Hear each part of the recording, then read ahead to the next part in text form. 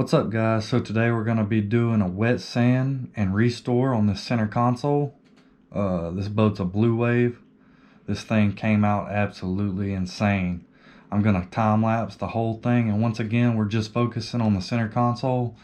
One day I might do a full video of one of these boats that we have to restore, but on this one it's just the console.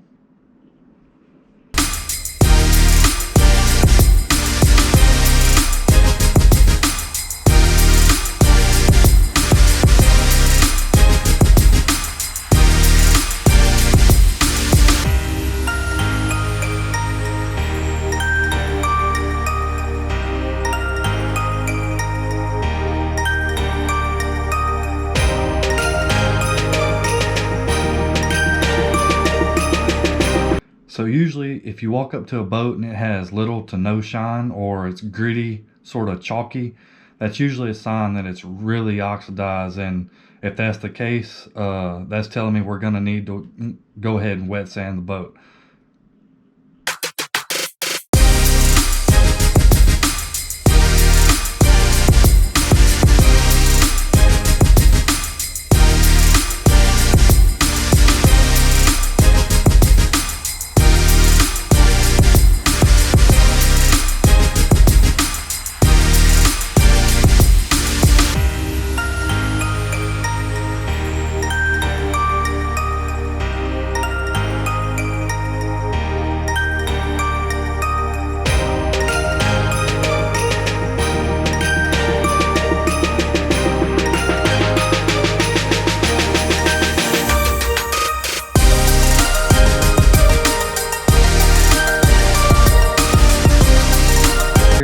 We're going to be using the Mercury Abalone foam sanding pads. On the black, we're going to use 500, then step it to 1,000. And on the white, we're just going to do a pass of 1,000. We're just going for a scratch and oxidation removal, so we're not trying to cut real deep. Just pretty much smooth it out, remove the scratches, and remove that top layer.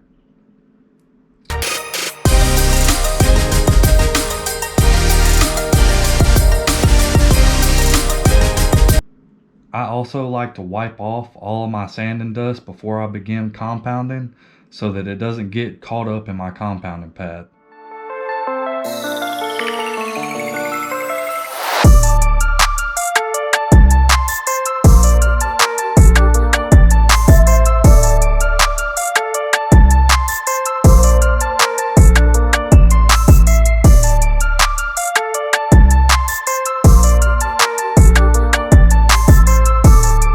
The next step we have, we're going to be using Stark Level R, and me personally, I love all Stark products. It's all we use here at B&B. This is their super heavy cut compound. It's called Level R. It's going to cut really deep and remove most all of those sanding scratches that you leave when you wet sand the boat. So make sure you wipe off every section after you finish compounding. Next, we're going to be using Stark medium cut compound, just to come back over and remove any swirls or really light scratches that may have been left in the boat after Level R in it.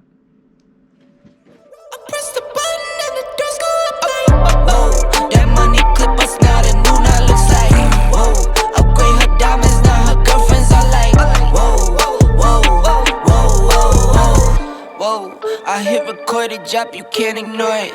I'm transforming now these cars and planes, I'm always boarding.